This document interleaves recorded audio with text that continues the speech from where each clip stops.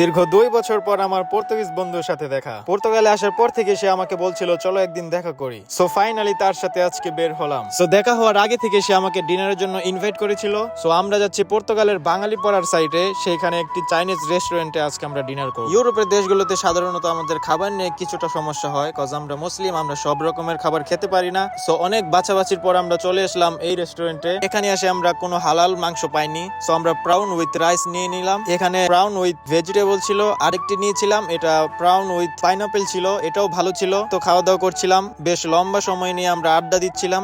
আমার বন্ধু Jose Santos, সে Portuguese হলেও বাংলাদেশের অনেক খবর রাখে। খাওয়ার সাথে সাথে আমাদের চলছিল গল্প, পুরোনো দিনের স্মৃতি, নতুন পরিকল্পনা, হাসি ঠাট্টা সব মিলে যেন আবার সেই দিনগুলো ফিরে এলো। এবং খেতে খেতে সে আমাকে বলছিল জীবনে চলার পথে অনেক বাধা আসবে, কিন্তু নিজের বিশ্বাসটাকে হারালে চলবে না। ধৈর্য আর আত্মবিশ্বাস থাকলে তুমি একদিন সফল হবে। তো তার কথাগুলি খুবই ভালো লাগছিল, খুবই ভালো একটি সময় কাটলো তার সাথে। তো আমাদের খাওয়া দাওয়া প্রায় শেষ, এখন আমাদের ডেজার্ট চলে আসলো। কলা দিয়ে একটা ডেজার্ট বানিয়েছে, সাথে কিছু ফ্রুটস ছিল। আমার কাছে কোনো ব্যাপারই না, সেই স্বাদ। এত স্বাদ কে? এরপর খাওয়া দাওয়া শেষ করে আমরা বাইরে চলে আসলাম। এখান থেকে বাইরের ভিউটা অসাধারণ লাগছিল। এখান থেকে পুরো বাঙালি পাড়াটা দেখা যাচ্ছিল, জাস্ট অসাধারণ ভিউ।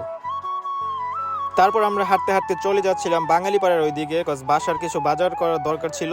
আপনি যদি পর্তুগালের বাঙালি পাড়ায় আসেন, এমন কিছু নাই যে আপনি পাবেন না। এখানে টাটকা টাটকা সবজি ছিল, এই সকল সবজি আয়ারল্যান্ডে কল্পনার বাইরে। মানুষ বলে পর্তুগালের বাঙালি পাড়ায় এমন কিছু জিনিস পাওয়া যায় যেটা নাকি বাংলাদেশেও পাওয়া যায় না। সো এই তো বাঙালি পাড়ায় হেঁটে হেঁটে বাঙালি দোকানগুলো দেখছিলাম এবং হাঁটছিলাম।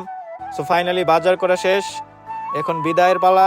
সো এই তো বন্ধুকে বিদায় দিচ্ছিলাম। সে বললো 2 বছর পরে তোমার সাথে দেখা হয়ে খুবই ভালো লাগলো, খুবই সুন্দর একটা সময় কাটলো আমাদের। কিছু কিছু পর্তুগিজ আছে যারা অন্য অন্য দেশের মানুষদেরকে লাইক করে না, বাট জোসে সান্তোস খুবই ভালো মানের একটি মানুষ। সে সকল দেশের মানুষকে লাইক করে, রেসপেক্ট করে, এটা আমার কাছে ভালো লেগেছে। তো এই তো ভিডিও ছিল এই পর্যন্তই। সকলে ভালো থাকুন, সুস্থ থাকুন। ভিডিওটি ভালো লাগলে লাইক, কমেন্ট, শেয়ার করুন। আল্লাহ হাফেজ। সমস্যা নাই, শুভ সকাল, বাই বাই। Nice guy.